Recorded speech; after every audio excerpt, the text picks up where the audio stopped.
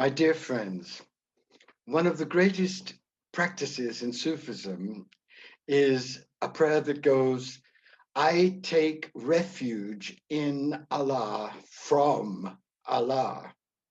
You can think about that for the rest of your life.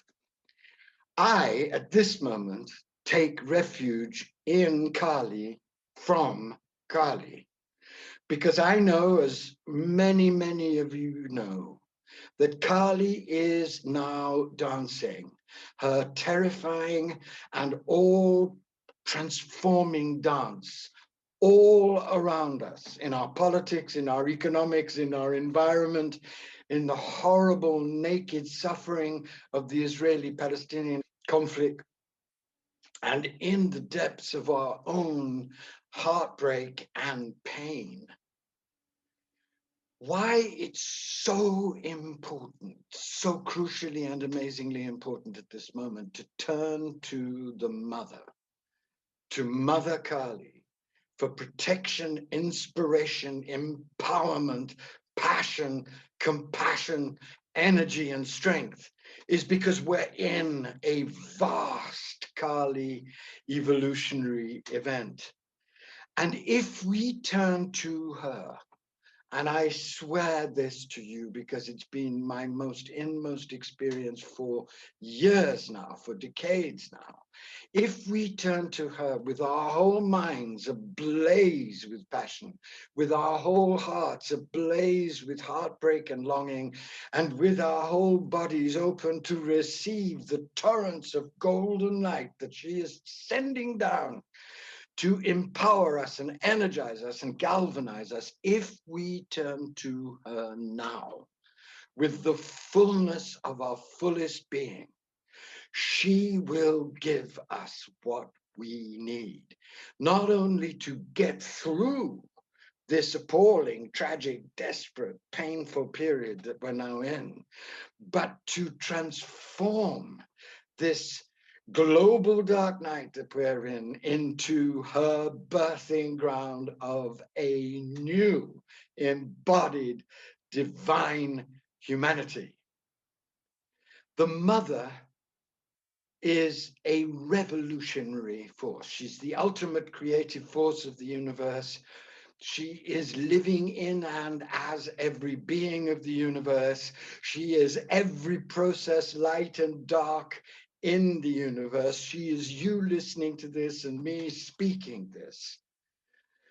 And if we can turn to her revolutionary force and its demand to transform all of our ways of being and doing everything fast, urgently, wildly, with great courage, if we can turn to her like that, then we ourselves will be born anew in her. Her burning new wine will be poured into the expanded bottles of our being, and we will not only rise to the challenges of this time, which sometimes seems so overwhelming, but know secretly that the challenges are ordained, and what they are ordained for is to compel us, force us, infuse us, enthuse us, impassion us to plunge ahead with her grace and in her grace, and co-create with and in and for her a wholly new way of being and doing everything, and a wholly new world. I know this from the depths of my own inmost experience. I would not be here if I didn't know this. And I wouldn't be more filled with joy and peace and passion and energy at this moment as I approach 70 in this crisis if I didn't know with every fiber of my being that she is with us, that she has never been more with us than in this global dark night that she has let descend upon us, because she knows that if we can transform our attitudes and habits and actions, she will give us what we need to revolutionize all the institutions and practices and politics and economics and religions that are now absolutely blocking us from the flaming out of our most precious, most essential nature. So that's why I'm inviting you, begging you, hoping against hope that you will join the revolution of the mother that's going to be this weekend, this glorious May weekend. May is dedicated to the mother. And this revolution of the mother that I'm inviting you to, and I beg you to join V and me in it, because I know that if you do, if you just give us the time, V and I, who have been revolutionaries in our own unique ways of the mother for decades now, will offer you everything, everything that we have learned on our own journeys into the mother to fill you with inspiration, passion, and courage at a time when I know, because I'm hearing from so many people are depressed and depleted and paralyzed and in a funk. That's why V and I decided to come together to proclaim this revolution at this time, because we knew that by the end of May, so much of the destruction of the dark night would already be blazing. But we also knew that if we could come together with everything that we have experienced and learned on our journey and just pour it at your feet, you would find what we have found, the courage to go on pouring ourselves out in her honor for her great revolution and for her great passion to birth a new humanity and a new world. When I came to write The Return of the Mother in 1993, I was in the middle of my own dark night process and it nearly killed me. But one of the things that I learned in that dark night process was that she was with me and that she was forging me in the agony of what I was going through. She was forging me to become a warrior midwife and to become the radioactive mischief maker that I hope I have been ever since.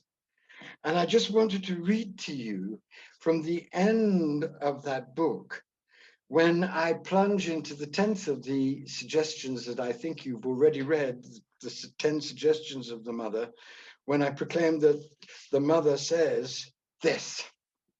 It's quite brave to actually speak in the voice of the mother, but what the hell, I did it. If you trust and love me, this is the mother speaking, put your trust and love into every action, in every aspect of your life, emotional, sexual, spiritual, social, political, with my passion, my clarity, my unsentimental practicality.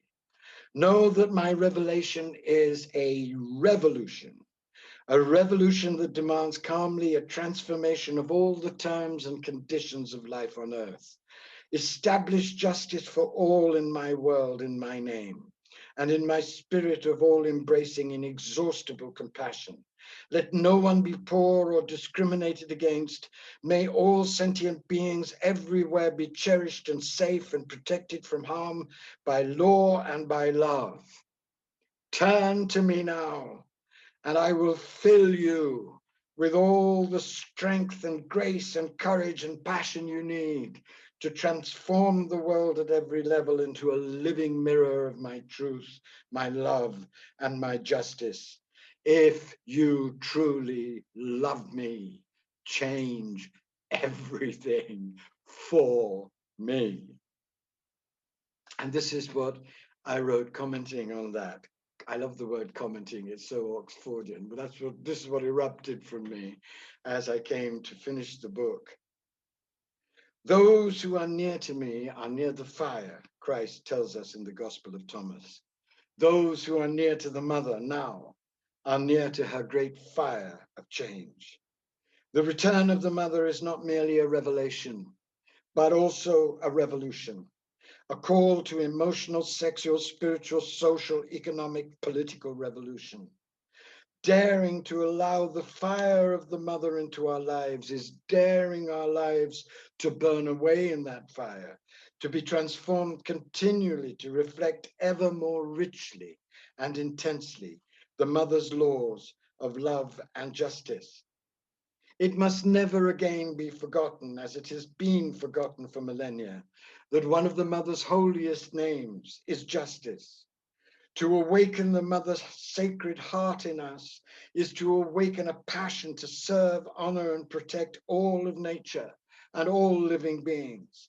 The human race will not be honoring the mother until every starving person is fed, until every homeless person is housed, until every sick and poor old person has free access to medicine, until every woman everywhere is free from all kinds of oppression, until every human being everywhere, whatever his or her sexuality, feels free to love openly, until in fact all the man-made distinctions between white and black, male and female, poor and rich, straight and gay are radically transformed so as to express in both individual and social, spiritual and political ways the equal, burning, inexhaustible love of the mother. Every sea must be cleaned for her, every ravaged forest restored, every endangered species, including those parts of the human population facing selective genocide, protected, every commercial arrangement that threatens the creation in any way, forbidden. The force of the mother is a revolutionary force of love that works incessantly to break down all barriers and separations in the name of love, and hungers to see this world become the stable paradise it already is in her mind of truth. And unless we serve this force now and will and strive now to put its living practice, it's unsparing to put into living practice its unsparingly radical injunctions. We are not loving the mother, but a watered down, personally tailored version of her that can only keep us trapped in illusion and the world on its headlong rush toward annihilation. The revolution of the mother demands of us unstinting service. And what does such service mean? It means dedicating our every gift and power, our every prayer, our every thought and emotion and perception to the welfare of others in the world. It means having the courage and patience to learn all the dreadful facts about what is happening and how all of us conspire in what is happening. It means taking personal political responsibility on local, national, and global levels alone and together. It means scrutinizing who we vote for, who we give power to, and holding them to their promise of change. It means realizing once and for all, with no false consolation of any kind, in just what terrible danger we are, and how each of us will have to dedicate our entire being and intelligence to focused, thoughtful acts of loving service to all, if we're going to have a chance of surviving.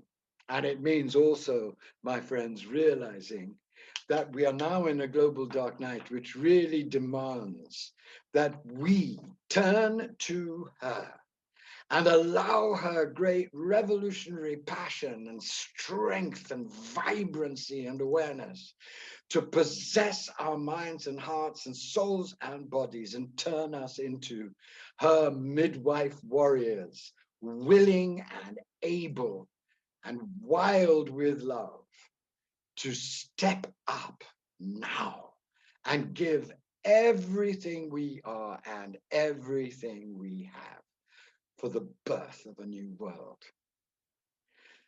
I am so thrilled to be presenting this revolution of the mother with my beloved friend and co-conspirator V this weekend.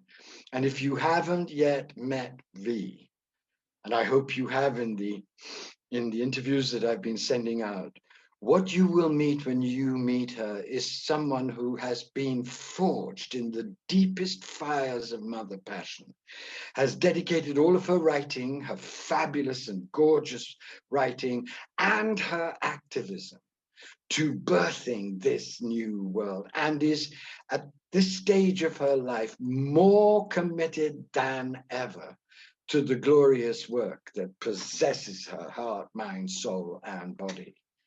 And the reason why I am so thrilled to be presenting my vision alongside her vision, and they're both so interpenetrating and intercoherent, is that she inspires the hell and the heaven out of me to give my best, my most naked, my most unrelenting, my most passionate, my most compassionate, and my most joyful, because she represents for me, as my beloved friend and my mentor and my inspiration and the great muse of my heart, someone who is really committed in every fiber of her being to being the mother's revolutionary and igniting a global revolution of love in action. So join us. Please, please join us. I know how many of you are tired. I know how many of you are battered beyond belief by what you've gone through, what we've all gone through during COVID. I know how many of you are very close to despair at the terrifying events that are going on all around the world and in our own beloved America. But what I want to say to you is this. Vi and I have known that these events were going to happen. We knew years ago, decades ago, that this dark night would come soon. And although it's shocking in its intensity, it isn't surprising to us. But what we also know, because we've lived through our own dark nights and been partially reborn through them, is that this tragic process is a birthing process. And what we will be sharing with you is the fullest inspiration and learning that we ourselves have acquired at great cost and with great joy in our journey. So do not miss this weekend if you possibly can. And do share this message with your friends, those friends who need hope and joy intravenously injected by two wild revolutionaries of the mother. I love you, and I very much hope to see you this weekend with V and I as we unroll our revolution of the mother, inviting you all to join in your own unique ways with your own unique gifts and resources in her great game of death and rebirth, her great challenge to transform everything for her.